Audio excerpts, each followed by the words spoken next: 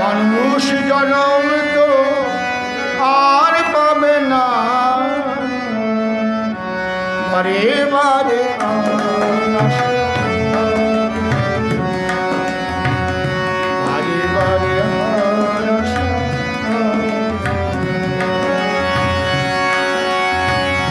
ভেবেছ মনে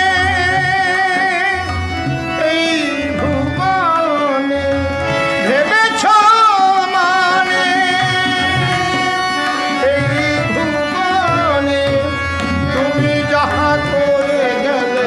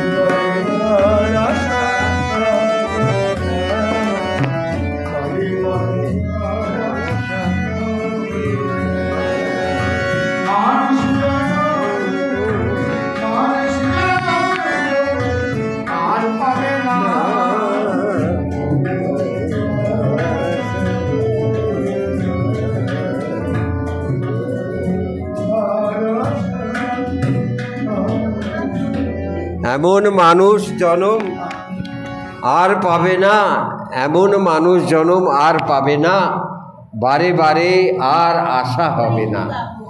তুমি যাহা করে গেলে আসিয়া হেথা, চিত্রগুপ্ত লিখে ভরিল খাতা। তুমি যাহা বদনে করোনা প্রকাশ, অপ্রকাশ তার কাছে কি সর্বনাশ। জুড়িয়া আছেন বসে হৃদয় ও আকাশ, মানুষের কুলে কালি দিও না, বারে বারে আর আশা হবে না।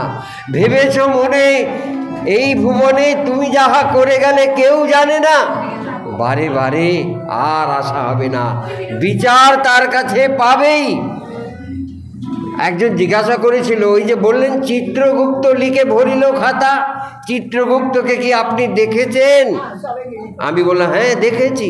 বলে সে কি এই কলিযুগে আপনি চিত্রগুপ্তকে দেখেছেন? বলে হ্যাঁ দেখেছি। ওই যে গুপ্তভাবে চিত্র এঁকে নিচ্ছে, তোমার জুড়িয়া আকাশ, তোমার হৃদয় রূপ আকাশে তিনি চিত্র তুলে যাচ্ছেন, সব সেই ক্যামেরায় ধরা পড়ছে। ওই যে ক্যামেরায় তুলছে, তুমি যা কিছু গোপনে করছো সব ফাঁস হচ্ছে। বিচার মানুষ না দিতে পারি, কিন্তু ওপারে তোমাকে বিচার তোমাকে দিতে হবে। এই যে যারা আজকে অবিচার করছে, যারা করছে, বাংলাদেশ বলুন, এই পশ্চিমবাংলায় বলুন, ভারতবর্ষে বলুন, বিভিন্ন জায়গায়, এর কিন্তু বিচার মানুষ যদি না করে, তার কাছে বিচার আছে। কীট পতঙ্গ কত ইতর জীবরূপে জন্ম জন্মান্তরে তোমাকে শাস্তি পেয়ে যেতে হবে। এইটুকু বলো, মানুষের কাছে তুমি বিচার না পাও, ঈশ্বরের কাছে বিচার পাবে।